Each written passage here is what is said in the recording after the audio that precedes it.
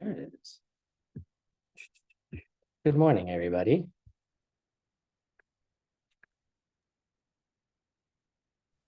Hi. There you go. Yeah, look lost for a second. Welcome back to another installment of Shanti Deva's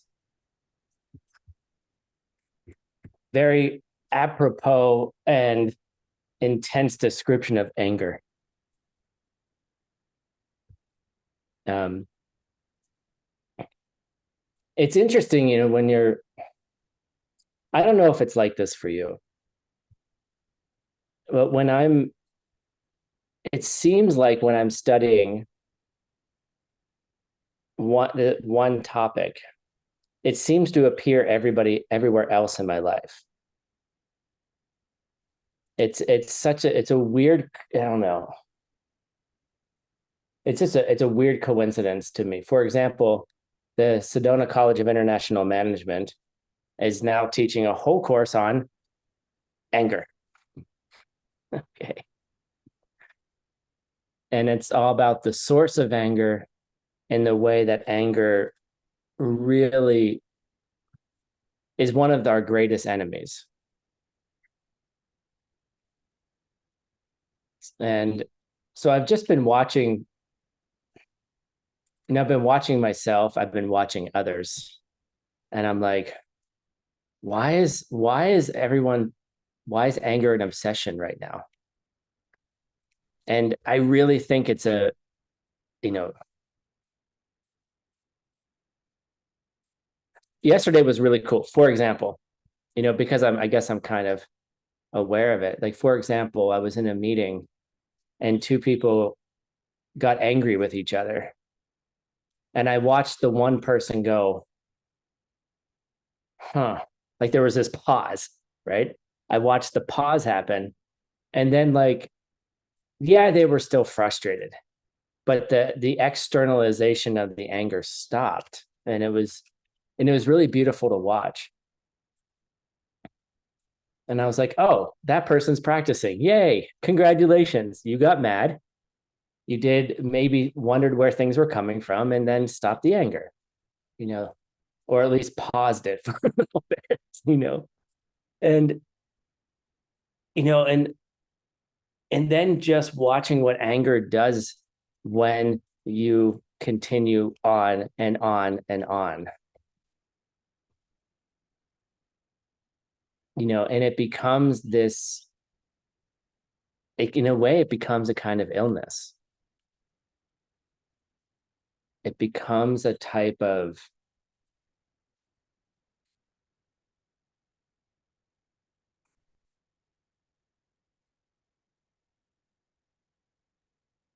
it becomes really sad to see because then people just don't want to be around them. Like when someone has ongoing anger and you try every single angle to appease it, to relax them, to all these things, and it just doesn't change, then you're just kind of like, people don't want to be around you anymore. People don't even want to interact with you. Yes, we all get angry. Okay. Don't get upset if you get angry a lot. That's not the point.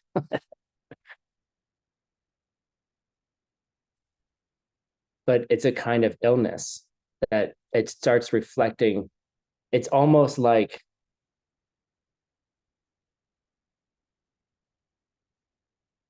anger becomes so powerful that no matter what people say or do, it feels like that's not a good word for translators. It feels like poison. It feels like every word that is spoken to you is some kind of, I don't know, some kind of attack. Like there's no place for to hear anything else the other person could possibly be saying. The word is vitriol. Good luck, translators. That was the word I was thinking of.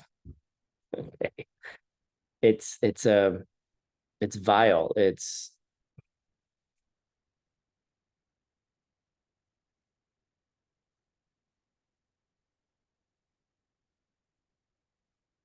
and then there's this other weird thing that starts happening. And I see it a lot here in my country. I don't know if you guys see it in your countries. Is that some people celebrate the anger of others. And that anger seems to like it gets glorified in some way. Then you know you have a really big freaking problem. When anger is glorified and it's everywhere. It's like you look in the news and everyone is just like celebrating other people's anger because we're mad at this person, we're mad at this person, we're mad at this person, we're insulting this person. And then somehow it becomes okay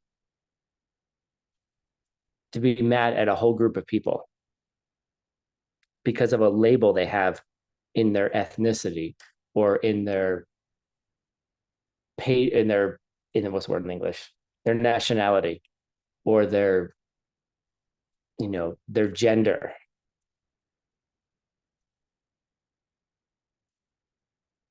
How many times have you heard, oh, women are just like that or men are just like that, right? A bunch of guys get together and it's like, they get an evening just with themselves and like they complain about their wives. And everyone's like, oh, our wives are exactly the same. I'm like, come on, guys, you're so ridiculous. Really? Really? And I don't hang out with women by themselves because I'm not a woman, but I would imagine similar conversations. Maybe. Maybe maybe women are much better than men. I don't know. I just know what men are like, which is typically why I hang out with women because I don't like most men. Sorry, guys. I never did. And I'm just, I'm saying it's kind of a joke, but those kind of conversations I don't entertain at all. I don't like them. But what is it about this vile anger that gets celebrated? You know, what's behind it? And that's it's an interesting. I'm trying not to move into politics. I'm being very careful right now. I don't want to say a lot of things that I don't want to say. But if you look at the political landscape of many of the countries we live in, which I pay attention to, so I'm informed, um, those kind of conversations are just, they're not helpful. And then somehow people are happy about it.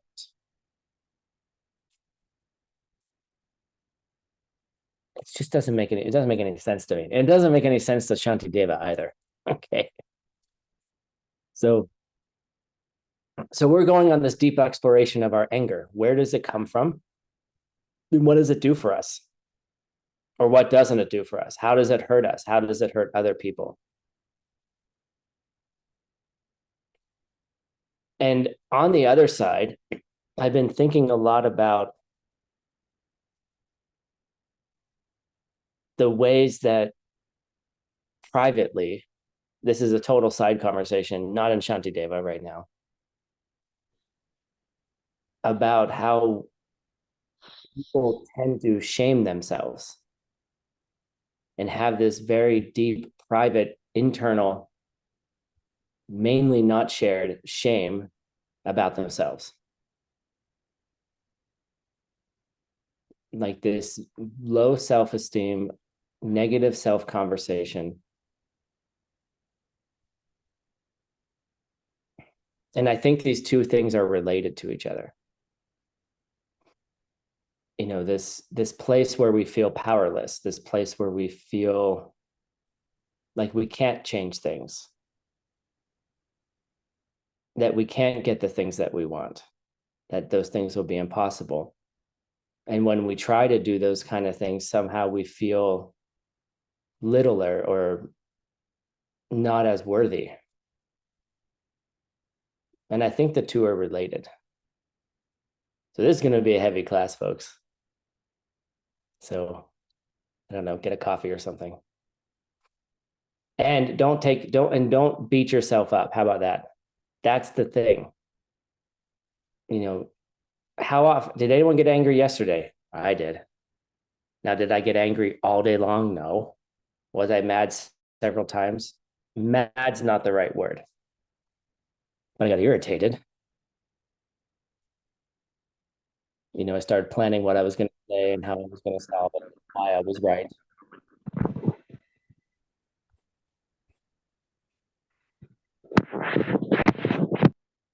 Um, and then I felt bad about myself. Oh, Tim, you're such a bad. How can you be a Dharma practitioner? How can you be a teacher when you get this angry? You know, not always, Shanti, but yes, in some ways it can be a reaction. You know, and there's this patterns that we get into that if we have a if we have some unresolved trauma or we have some unresolved grief or we have some unresolved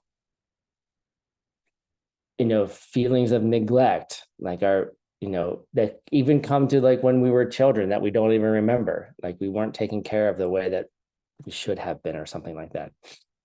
All of these things become deeply embedded in us, and then we react in automatic ways, habitual ways, let's say, to all of those things. Somebody does something that indirectly reminds you of the way that your mother abandoned you one afternoon. Like one of my good friends was telling me the other day, her mother was sick most of her childhood, and you couldn't do anything in the house. Like you had to be quiet because mom had to sleep. Mom had to rest.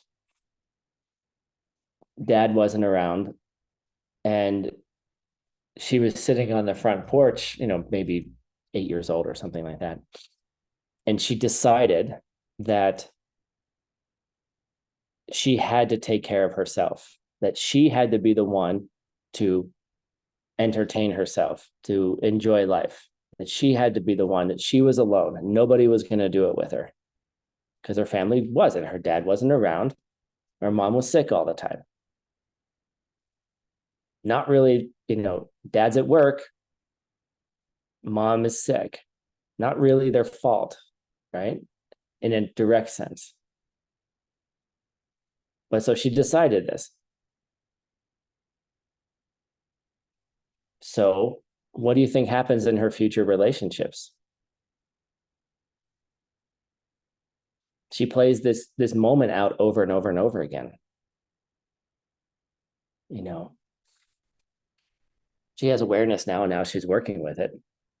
Now she's not ending romantic relationships because that same pattern plays out over and over again. Even when somebody wasn't presenting the same situation, she would react as though it was the same situation.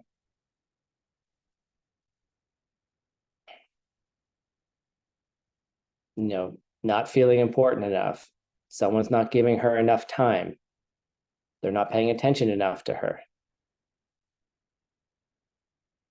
And then has all these reactions and does all the things that she did when she was 8 years old to protect herself. Was the 8-year-old child wrong? No, not at all. But without an awareness of those things, those habits will continue over and over and over again. And those negative emotions will happen over and over and over again. And they will continue to be triggered over and over and over again.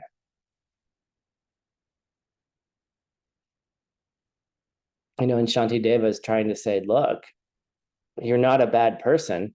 You're just not aware of it. You just don't know it's even there. You don't know you've had that grief. You don't know you had that disappointment. You don't know you had that neglect.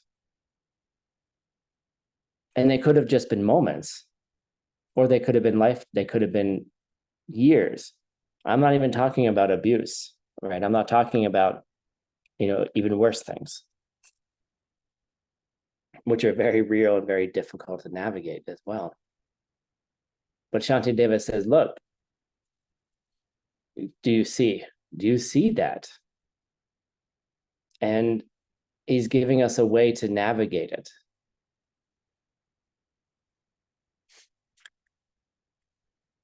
And anger is a really intense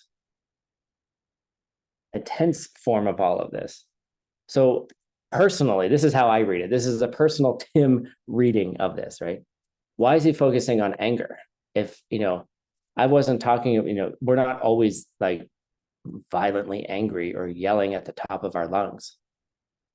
We're turning in, red-faced, screaming, when someone's so mad that they're like their spit is like flying out of their mouth. But I think he's using the most vile of the negative emotions. And then we can scale it back and look, okay, well, where I'm not there, good.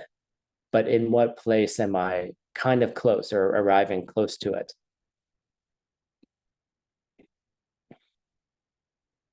So this whole class is about why you shouldn't be angry when you are angry.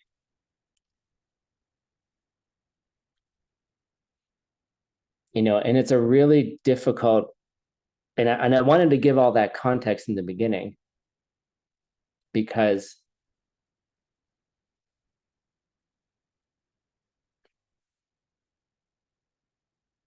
a lot of the answers that come out in this class, I think, need to be nuanced a bit.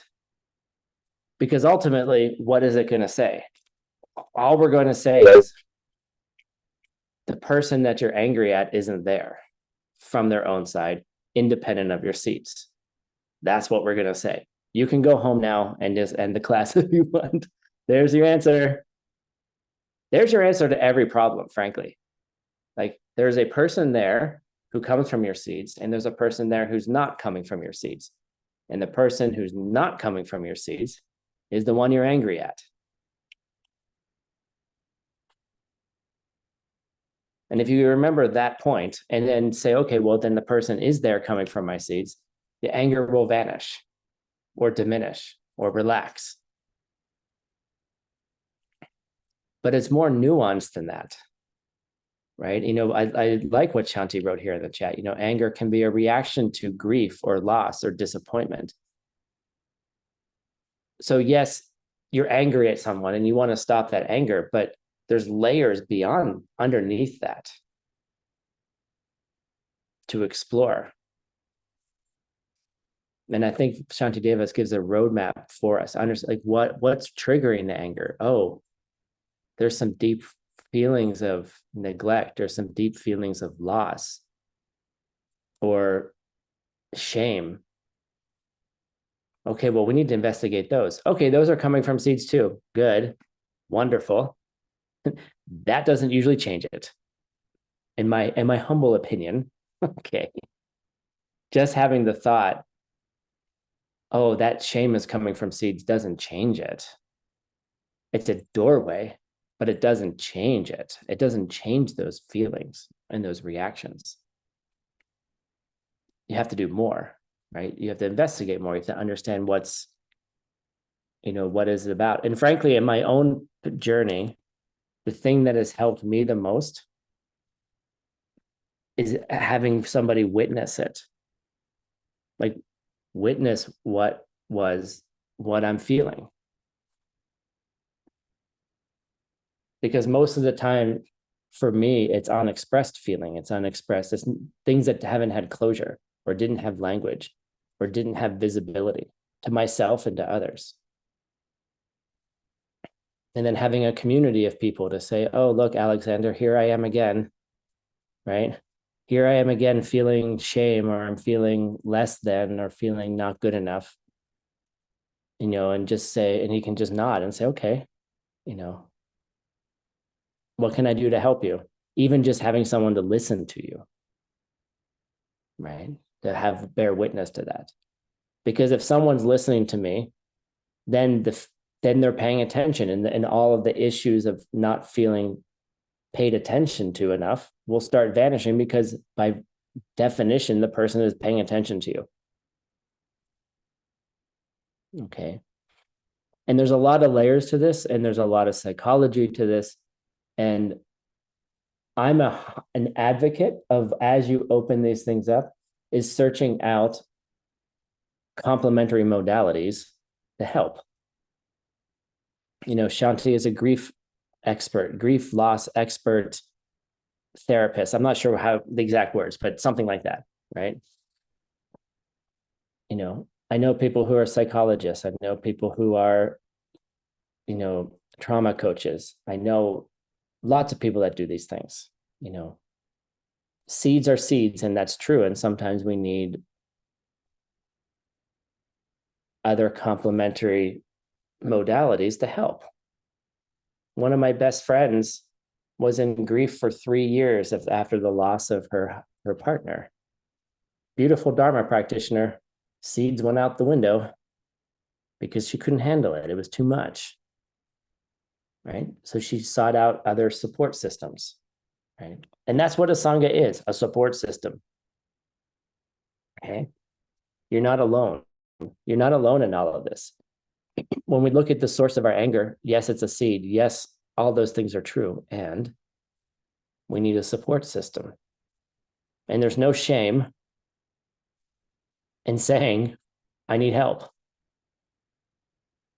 There's no shame in that. Oh, Tim, I've been planting seeds for 6 years. Good. Now go find the help you need. You see? If the help appears, like one of my good friends last week, I met with him and we were talking through stuff, and he was like, Tim, I read this book. You should read it. Okay. Where did the book come from that perfectly described something that happened to me in my childhood? Where did the friend come from who could see that I had a certain thing that I needed to explore? Did it just happen randomly?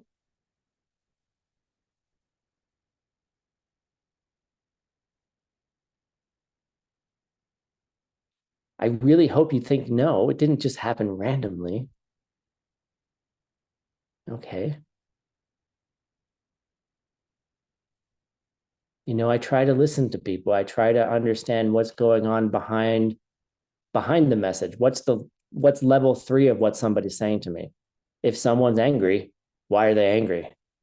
But let's go deeper. What are they really saying to me? Look, try to help people. Duh. Okay. It's not by helping others, you're planting the seeds to be helped yourself when you need it. And we're humans. We all need it. We wouldn't be here if we didn't need it. I'm sorry. Let go of the shame of needing help. That's what Shantideva's message is today. Let go of the shame of needing help.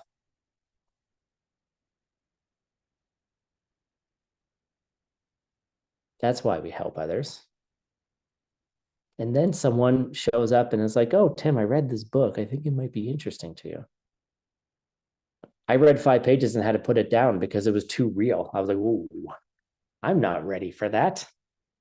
I read like 2 pages and I'm like, okay. But it's just, but somebody's describing my experience. Right.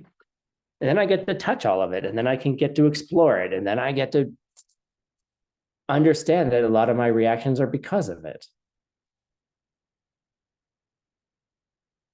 I sometimes think the only reason I'm a teacher is because it helps me. Sorry to burst your bubble that I'm not helping you. It's not the only reason. I know that. It's like,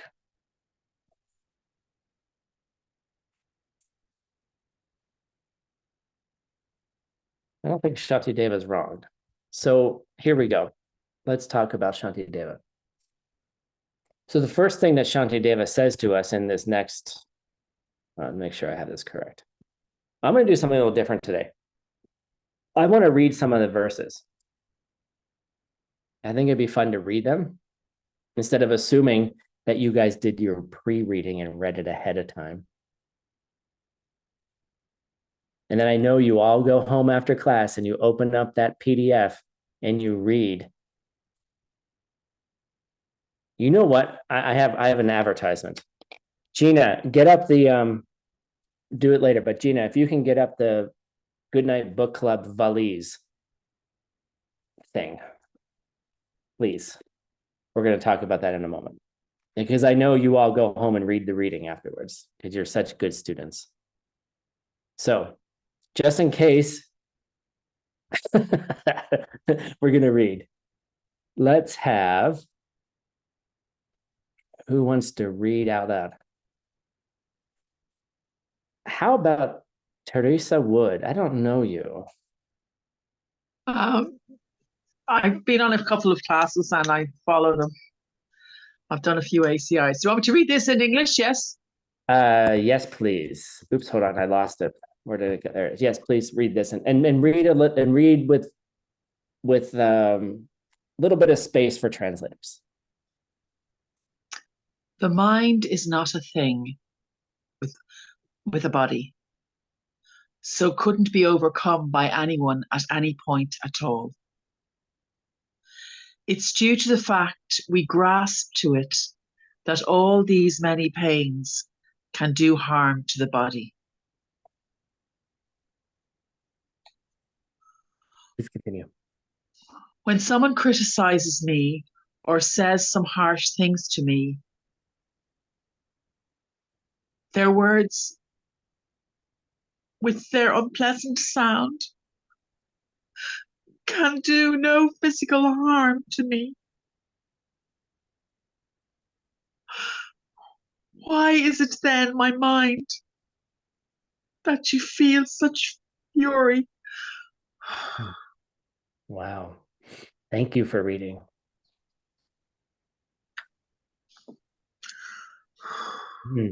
Okay. So Shantideva has the power to touch us very, very quickly, right? You know, and this point is really, this is point number one of many today, is that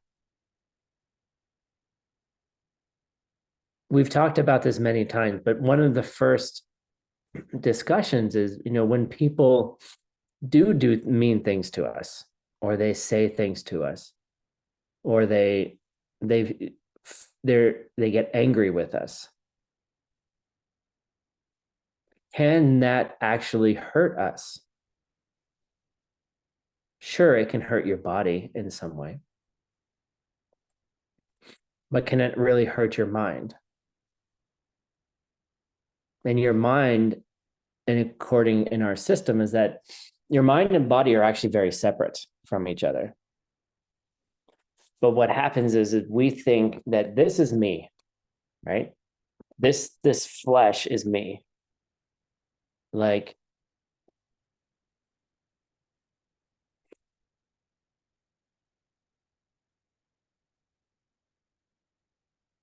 you know, when I told you all about when I had the little motorcycle accident, right? And I was, you know, I flew off of it and I was just trying to protect my body, right? We become so entangled with our mind and body become so entangled that when someone does harm to our body, that we immediately say it's doing harm to me, to my mind. Right. And yes, your body hurts. Yes, when someone attacks you, it hurts. But the mind will go on after that moment. The mind will continue to go on afterwards. The mind came from somewhere else, it'll keep going. It's one of those things that you have to really meditate on, is how the mind is something that continues on, even though it's the changing thing. But what Shantideva is saying is, for lack of better Englishisms, there's a thing that kids say to each other: sticks and stones may break my bones, but names can never hurt me. Okay. So yes, if someone hits you with a stick, it hurts. When someone calls you a name, when Donald Trump criticizes you, he's good at it. He's an expert at criticism. How do you take it? Do you get angry back?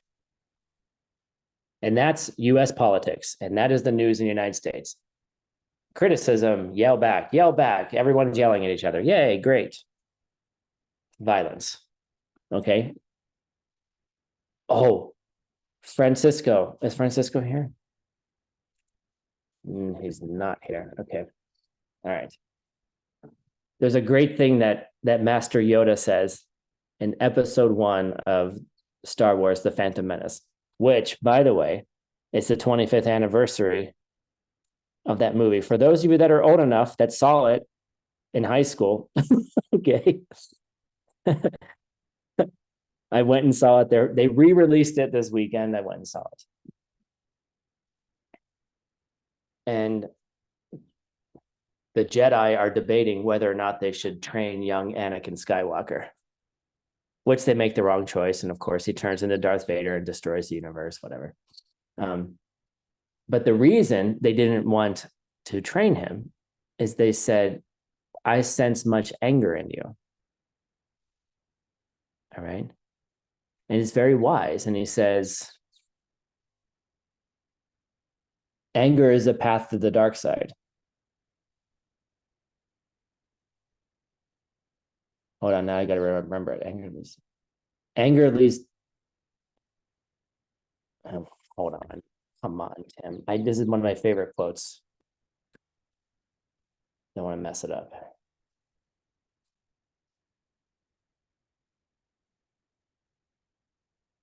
Oh, I'm sorry. Back up. He says, fear is the path to the dark side. He says, there's a lot of fear in you. Fear leads to anger. Anger leads to hate. And hate leads to suffering. Okay. So I think, when we're looking at anger, what's behind the anger? Shanti said maybe disappointment, grief, fear, loss, right? Out of control, not getting what you want, right? There's a fear there. And so the fear leads to anger. And then, of course, too much anger leads to hate. And then, of course, that leads to suffering, right? We see it. We see it everywhere. How does a war happen? Every war was created by something that wasn't there. Now it's just too big. And now you just think it's there. Thank you, Z. And if some point you all want to hear my impression of Yoda, I'm pretty good at it. Pridefully so. But the idea is that we take our bodies and we take the things that people say to be so real that we just react to them. And then we get angry about it. But if we can separate the mind and body and say, well, actually the body is just a suitcase. Okay. The body is just, the body comes and goes. The mind will keep moving on. So what's the use? Don't worry, Z, I got 1,000 more Star Wars references. Now there's at least 2 people who appreciate it. If I get a third person who really appreciates it, then it's all over. So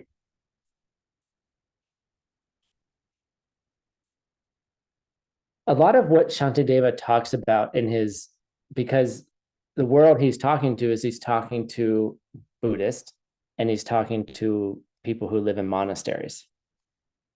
And I think this is something that we oftentimes see in a Sangha. And so I'm going to move some of the examples to the inter world of working in a Dharma group. Shanti said something cool, I think in Mixed Nuts the other day. about how things were managed at Diamond Mountain and how afflictions were managed, and and it's true. Like, how do you manage things in a Dharma group? Is a lot of these things. And when I have some advices here that come up, and I think they're very important, and I think some of you should listen to them. And I think this is also appropriate for things that we get angry at in larger capacities. And he asks the question, I think I forgot a slide here. Oh, here's my slide, just in case you want another image. Okay, there's your mind inside your body. Your body, your body's just a shell. All right. Your mind's inside's not the right word either, but it helps. Just in case you want to look at the images at some point. All right. We have another line. We have another line from Shantideva. Let's see. How about Angelica? Can you read for us? It's completely wrong for me to feel anger, even at those who speak against or try to destroy sacred images, shrines, or else. The holy Dharma, since the Buddhas, and such cannot be hurt. Keep going. And even too, when harm is done to lamas or relatives or the like, and those who are our friends, turn back your anger by seeing the fact that, as the way before, it all comes from causes. Nice. Okay, good. So that last line, and we're going to work backwards in this verse. The last line is, turn back if you want to memorize anything, here it is. Turn back your anger by seeing the fact that, as the way before, it all comes from causes.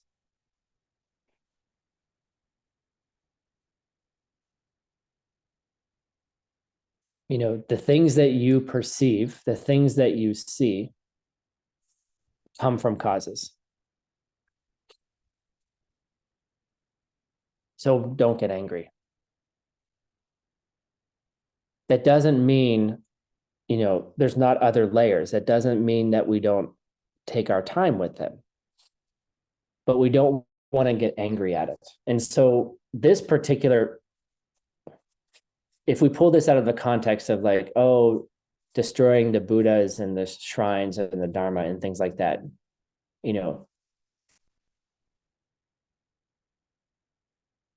we could probably I could give about a 5-hour lecture on holy wars in the history of just the last 500 years, okay? Not to mention before that. In the name of someone's religion,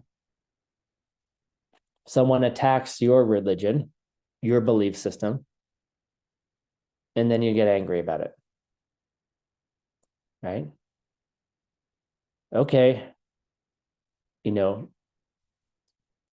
your place, and we can talk about the wars, right? The wars that are based on someone's belief system.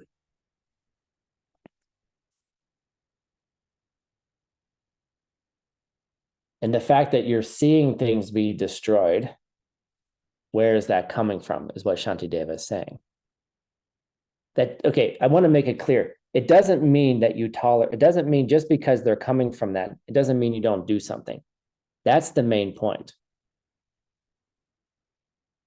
Yes, if someone is hurting somebody else, try to stop them. Yes, of course. But don't be angry about it. Okay, there's a difference. And you can feel the difference when you practice it. You can feel the difference where stop bad behavior, stop people hurting each other, but don't be angry about it in the stopping. There's a difference. And it's palpable and difficult. And this is why Shantideva spends so much time on this as well. And that's why we're spending so much time on this.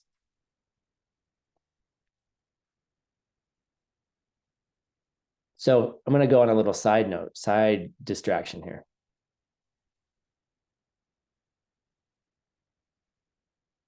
Can you hurt the Buddha?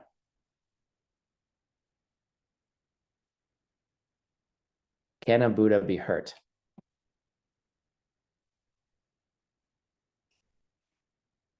Can the realizations in the mind of somebody be hurt?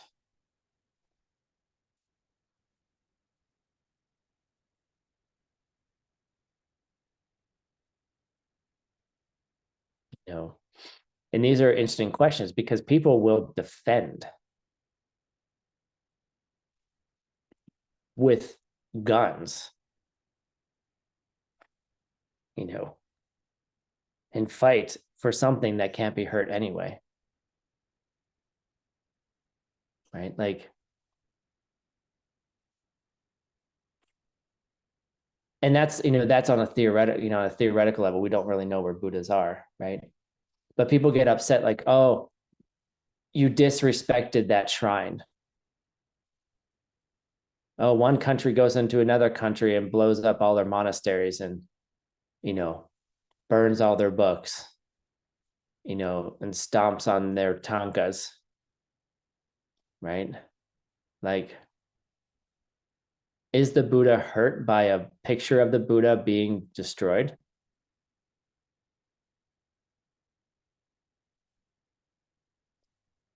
The representation is, but the Buddha himself is not. Now, if the books get all burned, it's going to be hard to teach, but the Dharma is not in the books anyway, right? The Dharma is in the minds of the people who realize it.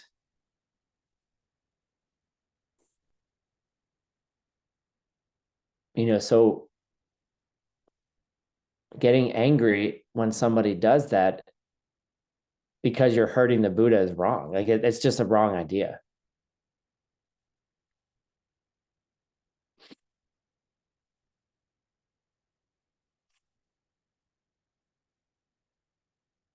Now I'm going to make this a little bit more real.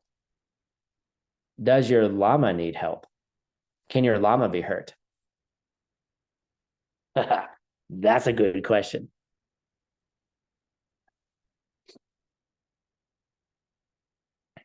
You know, and if your seeds are good enough, your Lama will start appearing as a Buddha. Like that's the cool thing. Like they might look like human, like I'm thinking of my teacher.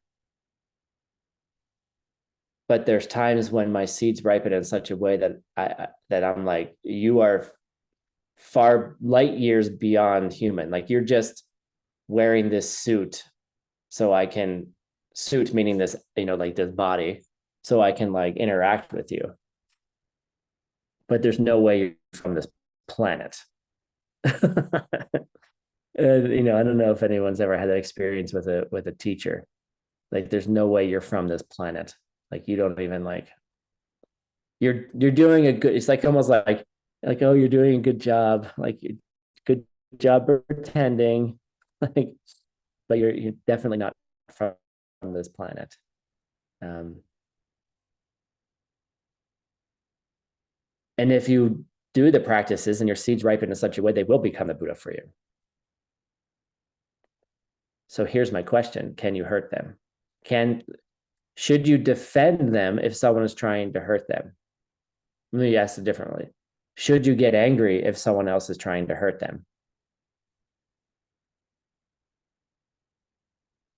If you have the view that they're the Buddha and you see someone criticizing your teacher, whose fault is that?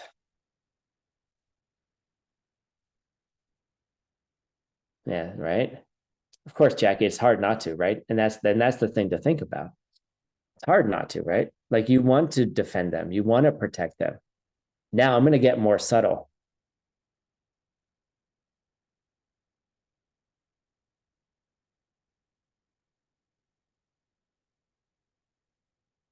Should you get angry at other people because they don't treat your teacher like a teacher?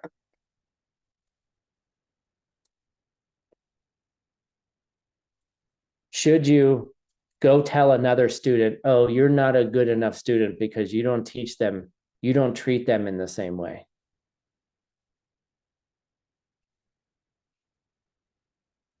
That's what I like about this part.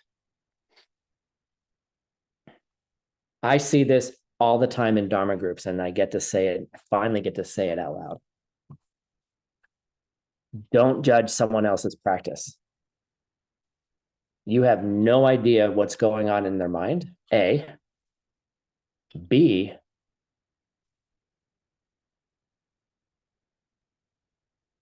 why are you seeing it anyway? Why are you seeing people being disrespectful to someone that you highly respect?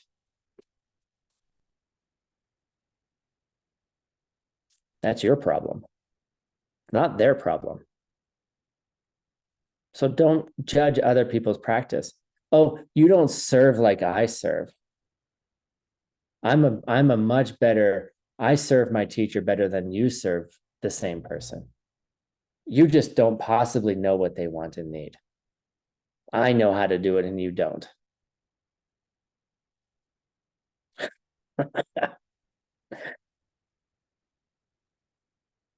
It's just like, it hurts to even like say those words.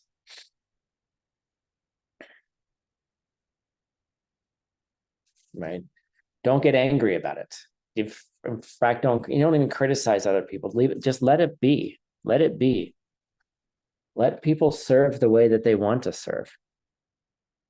Everybody's at a different level. Maybe they're the Buddha too, showing you that you have anger still inside you. Maybe they're just here showing up to show you that you have that anger. And then what do you do with that anger? Do you tell everybody about it? Do you yell back at them? What do you do with it? You know, don't worry. If you see your teacher as a Buddha, they're fine. They're not looking. The Buddha doesn't need the student. Just like the Buddha can't be hurt, the Buddha doesn't need the student in that way.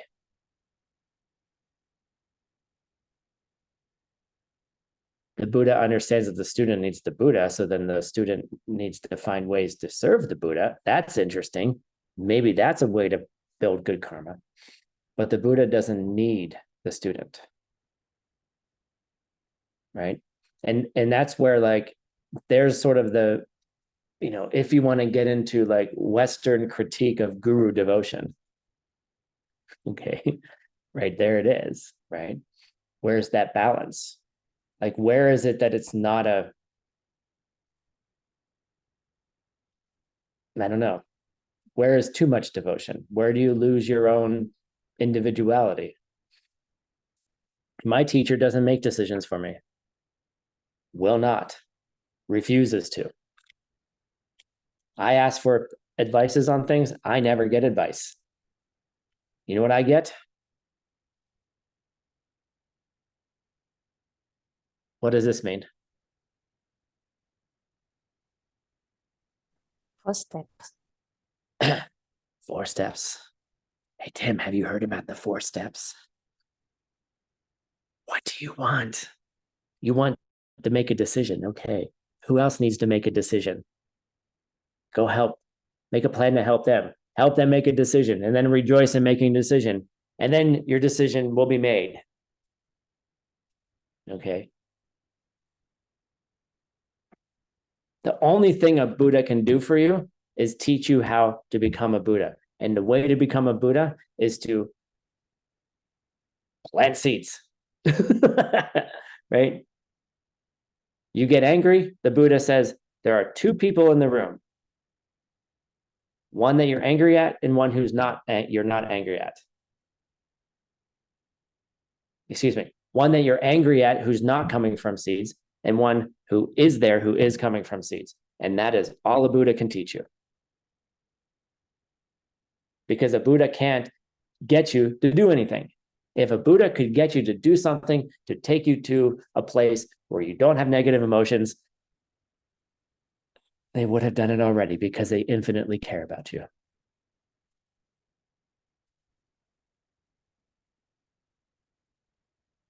They care about you. But you have to do the work yourself. That's the thing. A Buddha can't do it for you. They can show you the door. Here's a door, go through here, go to this one, don't go to that one. 9 times out of 10, you go to the other door. I do. Teacher's like, go here. I'm like, no, I'm going to go here first. Okay, Tim. If you went over here, it might have been faster, but okay, go over there. Right?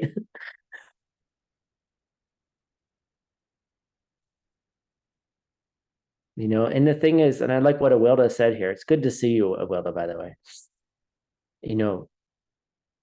Is that we're building our muscle. We're building our muscle of understanding.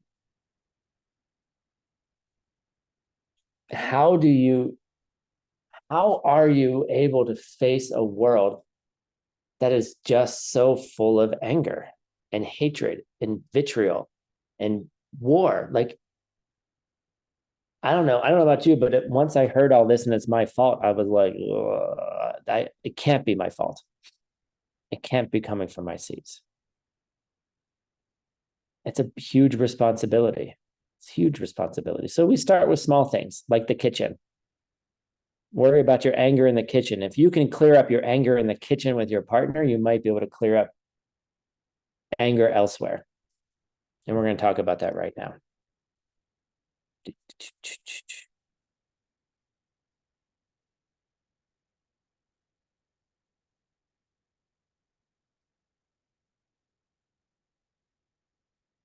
So really, those people that you see that are either hurting your teacher or hurting our family, they're just reaping the results of their past deeds, including the teacher. Oh, but I thought you said the teacher was the Buddha. Think about it. Okay. Just think about it. So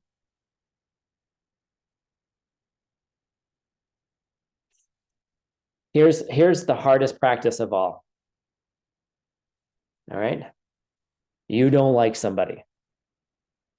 Does anyone have, I like to call them arch enemies? Like a superhero has their arch enemy. Okay. Does anyone have someone they just like is their current enemy that they just don't like at work or in your family? I know no one's really willing to admit it. All right, fine. Okay, one person. Thank you. You have an enemy. Like there's someone you do. Okay, Alana, thank you. She has her hand up. There's someone that she doesn't let her's her enemy, right? Okay. Here's your practice. Here's how you change all of these seeds. By the way, in parentheses, getting angry at your teacher is probably one of the worst seeds that you can plant. Okay. So be careful.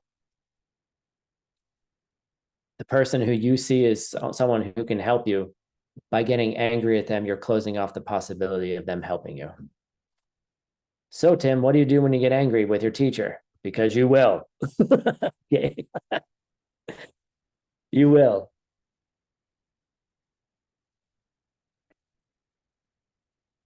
Two husbands in the kitchen. One, the person you're angry at is not there. The person you're angry at is coming from your seeds. Why is your teacher showing you things that make you angry?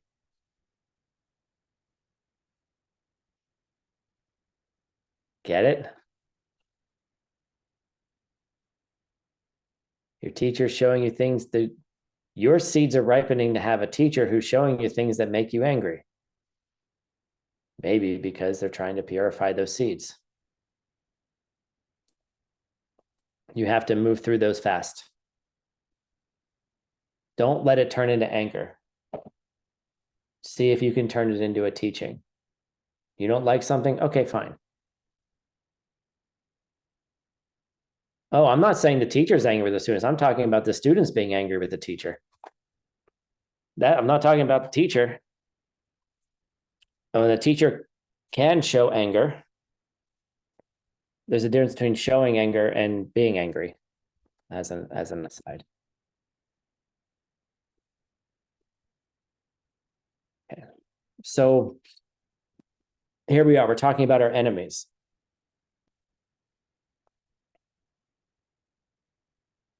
You know what the worst thing is? When your enemy gets something they want. Laura's like, yep. Isn't that the worst feeling? The person that you don't like the most, when they get something they want, when they get praised, right? Everyone knows this feeling. This is a deep, deep feeling of, I don't like them. Like, and then all of a sudden they get all the praise. By the way, my teacher's an expert at this. When my teacher knows I don't like someone, they will just praise all of their good qualities. Right? For many reasons. One reason is maybe they're trying to help me see the good qualities that I'm not seeing because I can't see them because I don't like them.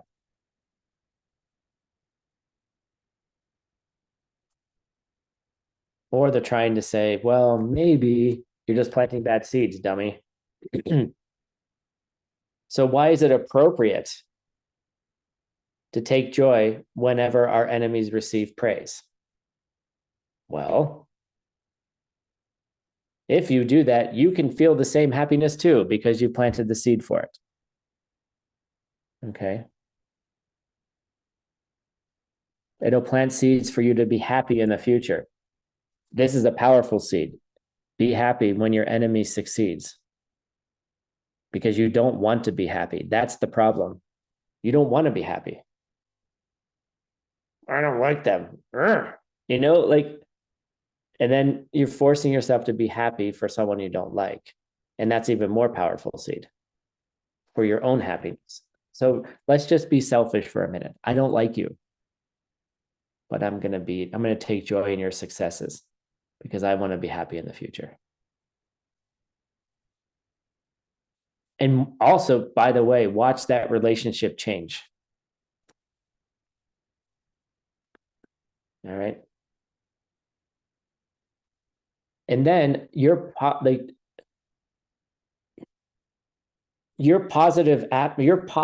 attitude towards people you don't like attracts people to the Dharma.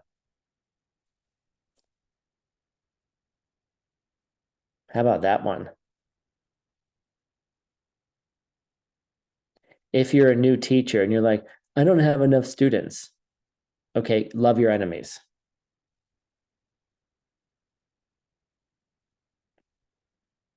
People are weirdly attracted to people that they don't understand. They don't understand how it is. Okay, listen. They don't understand how it is that you're nice to someone who you don't like.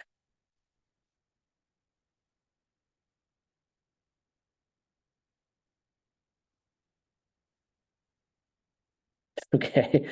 I spent years with my teacher who was nice to someone who was a jerk. I saw them as a jerk. And I was like, I don't understand how you do this. How can you not see that this person's an asshole? Okay. How can you not see this?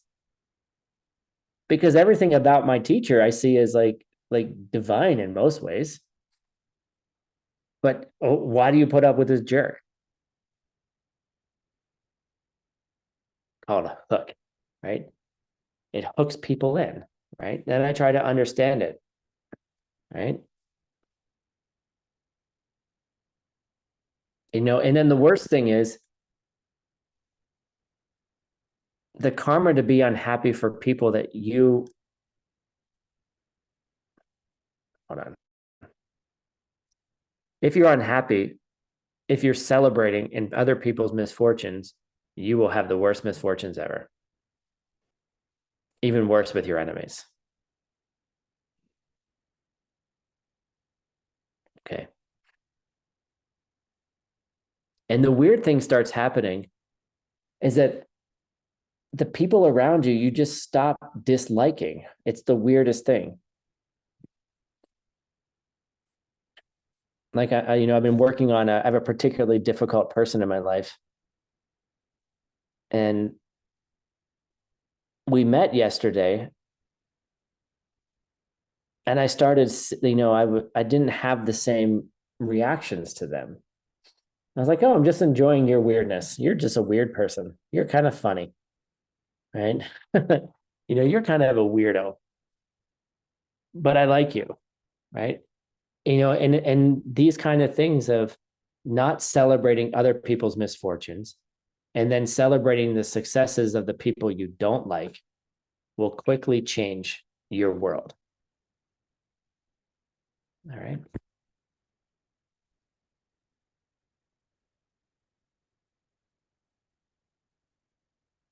So here's another weird thing Shantideva says. I like these. 4 reasons we should not be happy when bad things happen to people we don't like. Okay. Not everybody. Some people. Okay, let me rephrase this. I don't know about your countries, but in my countries, with people we don't like, when they're on trial, it becomes a spectacle, right? The news is there. Everyone is just waiting. Everyone is just like, yeah, this guy's a jerk. No. And then, we're waiting to see what the verdict is, right? It's a sickness. It's a deep, deep illness. And I'm even catching myself doing it, which is irritating. But wishing misfortune on people you don't like, even if they are awful people. Okay. First thing is, doesn't benefit us at all karmically. We've already talked about that. And this is a fun thing. And this is why I love Shantideva. Even if something bad happens to them, let's say the person you don't like has to go to jail. Okay. Jail sucks, all right? They get to, they've been prosecuted. You can't even take credit for it anyway, because it's their seeds anyhow. You can't take credit for them going to jail because it's their karmic fault anyway. So why should you? Okay. It's really funny. Like, oh, that person went to jail. Yes. You can't take credit for that. It's their karma's fault, not yours. This is why I love Shantideva. And then, as we said, it taking joy in other people's problems ruins your own happiness. And additionally, if you're worried about your next life, taking joy in other people's problems will create a hell realm for you. So if all those other things don't work, just think about your next life. All right.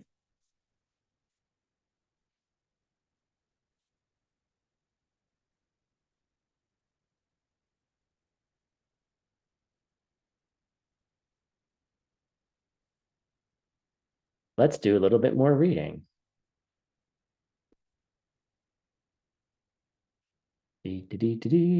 Let's see here. How about, since Alona was the only one who was willing to admit with her hand up that she has an arch enemy. Verse for you. Thank you. The world may be full of beggars, but finding someone to do me harm is truly a rare occurrence, since there could never be a person who hurt me any way at all, if I did not them first. Suppose that without an ounce of effort you came across a treasure chest hidden in your house. You should thus feel grateful for your enemies, who aid you in your Bodhisattva practice. Yay. One more. Since he and I both bring it about, it's fitting that from the outset itself, I devote to him the final result. That comes from being patient. He has, in the way described, provided something for me to be patient about. I love these verses. So we're going to go back. So we should think of our enemies as a treasure chest hidden in our house. Okay. Because they're the ones that actually help us on our bodhisattva practice. And I'd love this line. It's like, thank you for being my enemy. Here's a translation. Thank you for being my enemy, because you're giving me something to be patient about. Get it? I'd love this. Like, thank you for being that person who's providing me the opportunity to be patient. You know, can you, now, careful. When somebody's yelling at you, don't say thank you. You know, don't like say thank you out loud.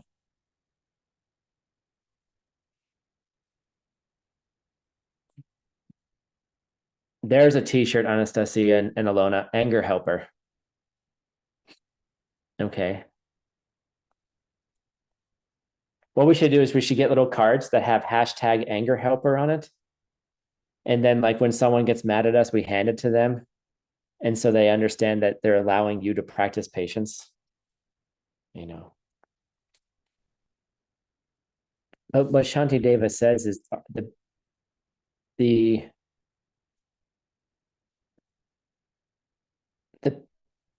people who give us the opportunity to practice patience are very rare, actually. Why? And this is the cool part. If you practice patience well, there will be less and less angry people in the world. I'll say it again.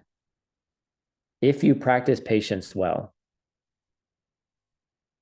meaning don't get angry when someone angers you,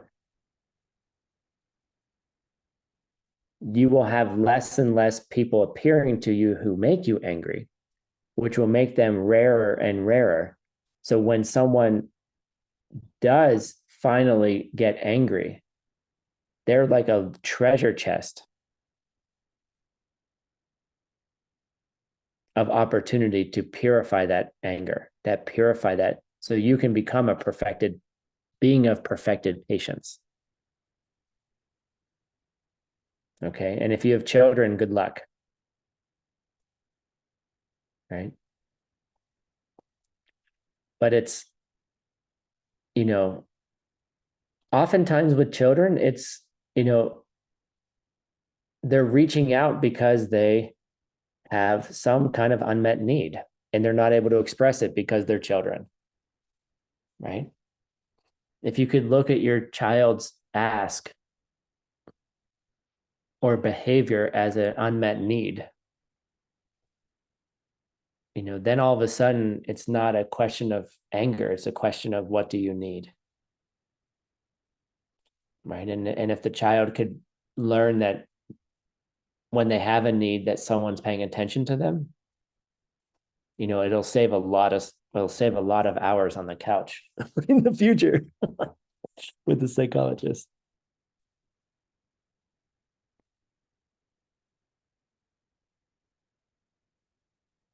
But those people are your path. They are the path. Your negative emotions are the path. The negative emotions you have are your path. Because if you can purify them, if you can not respond to them in a negative way, then you'll see less and less of them. Alona, do you have a question? Yes, thank you. I want to ask because this sounds for me as a little bit as a trap, like a trap of fighting anger. Like, should we really aim? This is how I hear it. Should I really aim to fight the anger, or should I aim to feel something beautiful? Because when I am stuck in fighting anger, can I really plant something good with being patient and being proud with how much patient I am? Right. Okay, that's a good question. So it's a process, right? The anger that appears to us, frankly, once the anger is there, it's too late. Right? But if we can start getting in the habit of interrupting our anger, because it's not about stopping the anger. You can't stop anger. There was no anger to stop. There's no anger to start, all those Diamond Cutter Sutra stuff. The anger can't be stopped. The grief can't be stopped. None of those things can be stopped.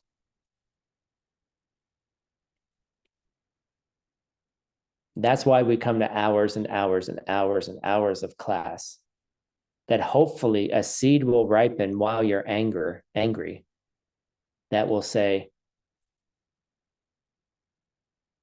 this person's coming from a previous cause.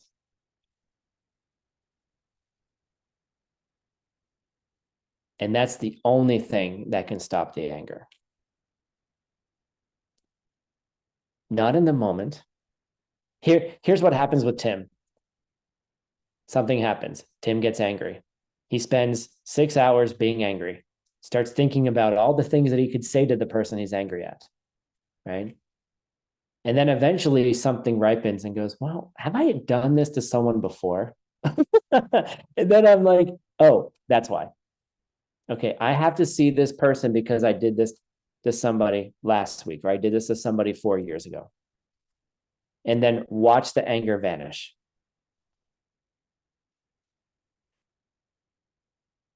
Okay. Because when you truly see the causal relationship, then there's nothing to be angry at. So if you are angry, know that you're seeing something incorrectly. Know that you're seeing something self-existently. That's all. Easy, right? Super easy. That's why it's called a practice.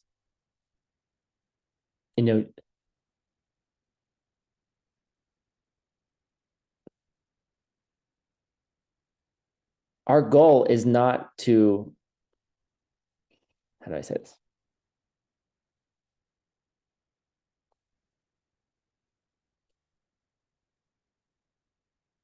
A sign of your practice's success is that you fail.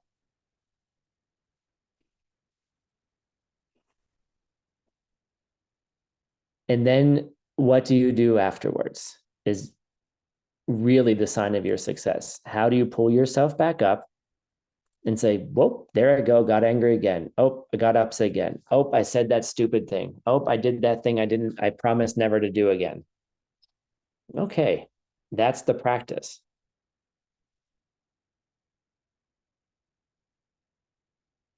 Yep, Alexander said it in one line. All this means is we need to plant seeds for correct worldview, and that will stop the anger. Yes. But it doesn't happen in the class. It doesn't happen sitting here in hours of classes. It happens in the kitchen. It happens when you're upset. All the Dharma is in the kitchen. We're going to do this later in the course. I'm going to give you a whole teaching on the two husbands in the kitchen. Everything that's in the sutras is in the kitchen. Meaning everything in the sutras is in your negative emotion. When you're having a negative emotion, everything that's in the sutra is in that negative emotion and everything that's happening around you. It's all there. We're just breaking all of those pieces apart so that you can see that what you're angry at wasn't even there in the first place. So there's different things we can do at different times, and I can't do it for you.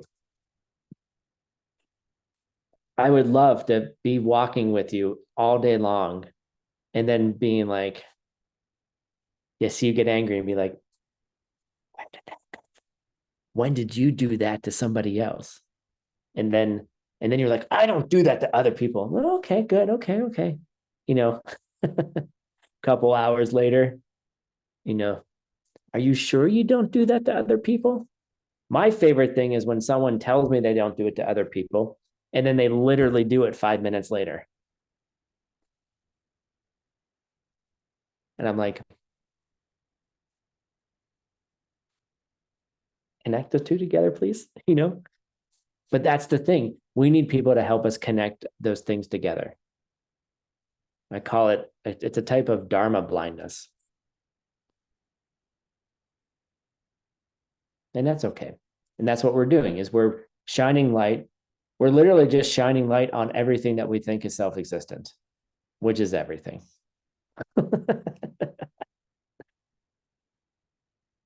Right? And the things that we don't even know that are even there, that we think that are there, you know, we have to shine light on that. And that's what we're doing. So don't be upset with yourself if you get angry. It's okay. The point is, it's a practice. And the point is, we're going to fail. Just keep working, you know. Sometimes it takes longer. Everyone has their, by the way, everyone has their own flavor of, you know, it's like a mixed green salad. Everyone puts different things in their mixed green salads. You know, everyone has their own flavor of mental afflictions, uniquely to them. So just because it seems like someone's taking longer than you because your practice is so good and that other person's practice isn't good enough, come on. We're all relatively the same, nearly 100% the same. And if you haven't seen emptiness directly, all of us who haven't seen emptiness directly are all the same anyway. So just stop judging others. Just because you're in a Dharma class doesn't make you any better than anybody else. Okay. It just means you're a practitioner and you're trying. And maybe that's the difference, is you're trying to be a better person. And maybe if more people tried, it would be a better world.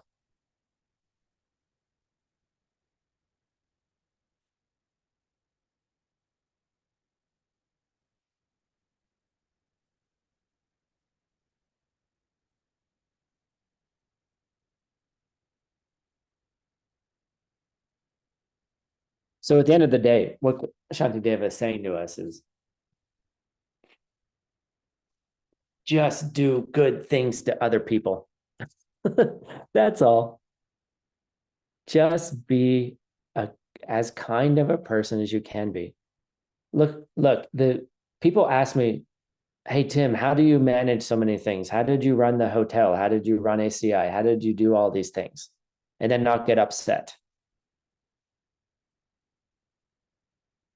I don't know. I just do nice things for people. And then when people get upset with me, I'm like, okay. And I'm just usually say, I'm sorry. I didn't mean to do that. Just low jung it. Just say sorry.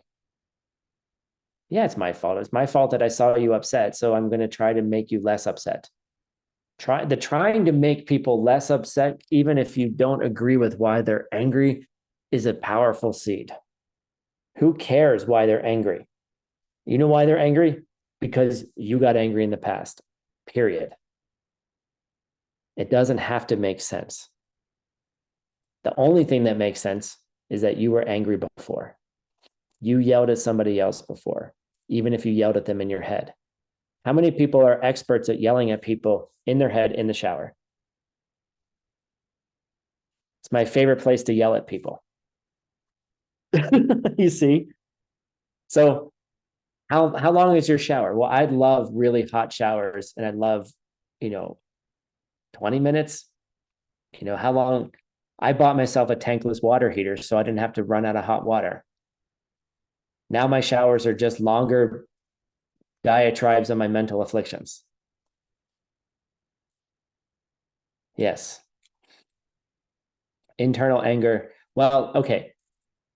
The internal anger will create external anger, but it's better if it's just internal, you don't yell. It's better than yell. Does that make sense? If you yell and express that anger towards somebody, it's worse than just having the anger inside. However, I would also argue that unexpressed emotion or unacknowledged emotion is also a bad seed as well. That doesn't mean go around yelling at people. It's not what I said.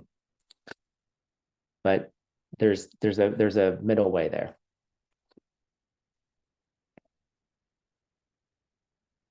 When people get mad at you, all you need to do is be like, most of the time when people get mad at me, it makes no sense to me. I'll be honest. I'm like, I don't understand. Usually when they explain it and I'm like, oh yeah, I can see how those things created was a frustrating experience. And maybe I came up short and I didn't live up to the expectations and all those things. But the anger part usually doesn't make sense to me.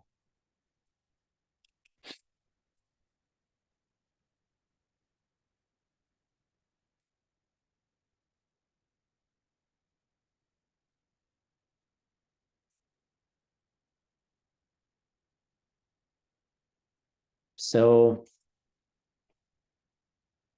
just apologize and say, I'm sorry. And then ask them, well, why were you upset? Like, what happened? And even if it still doesn't make sense, just be like, I'm sorry. I'll try to be better in the future. Usually there's truth in it. There's usually something in there you can take away from it to be a better person. And that's fine. But just apologize and move on. Like, seriously. That's how you want to run a large business. Just apologize and move on. Okay, I'm sorry. Don't be dismissive, of course. Don't be pedantically dismissive. You can be genuine in it, but just move on. Don't worry about it. And then people wonder, well, why doesn't he get upset when I get upset? You want to create leadership? Stop getting upset. That's how you become a leader. All right. Maybe that's how you become a Buddha too, which is a kind of leadership. All right, cool. So I just want to go back to the beginning of class a little bit. We've got a couple minutes here.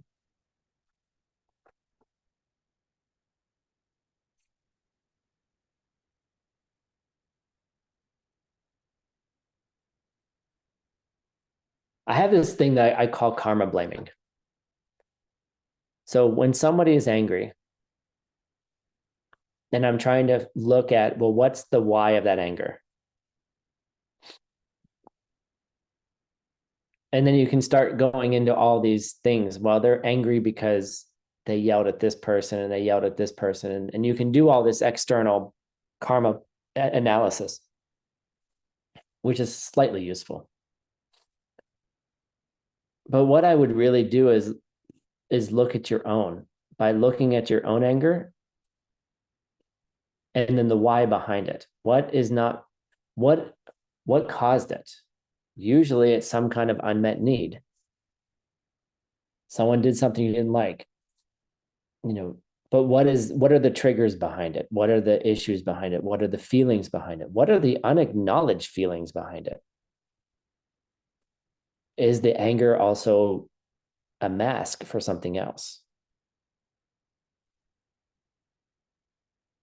And if you can get into those levels, you can work at a much different level of seed planting.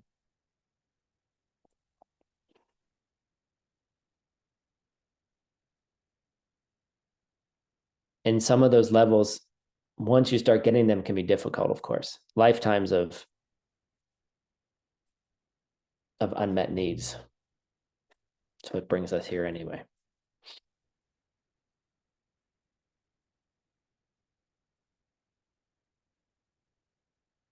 And I think the most important part is community, frankly. I think that having community, having people who can support you, meaning, how do you get community? Start supporting others. Supporting others in their difficulties. If you feel alone, if you feel like no one's around, just go look for another lonely person. There are plenty of them, I promise. And that's how you build a community. All right, friends, thank you for joining today. And I hope to see you soon. For those of you sticking around, we have a Lamrim course on meditation. We're going to talk about wrong meditation objects today, which will be a lot of fun. So thanks for joining. Thank you, translators. Thank you, tech team. And I forgot to do my announcement. I'll do it next time. Anyway, cool. See you all soon. Thank you very much. Let's say goodbye. Bye. Thank you. Thanks, Tim. Gracias, maestro Tim. Bye. Thanks, everyone. Bye. Grazie di cuore, maestro Tim. Thank you. Grazie mille. Gracias. Buona giornata. Buon tutto. Rimani con noi all'infinito, per piacere.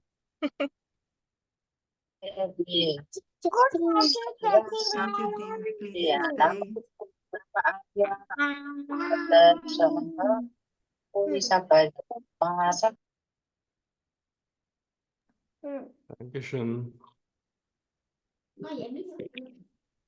Thank you. Thank you, everyone. See you in a little bit. What's the Papa? Thank you. Bye. Thank you.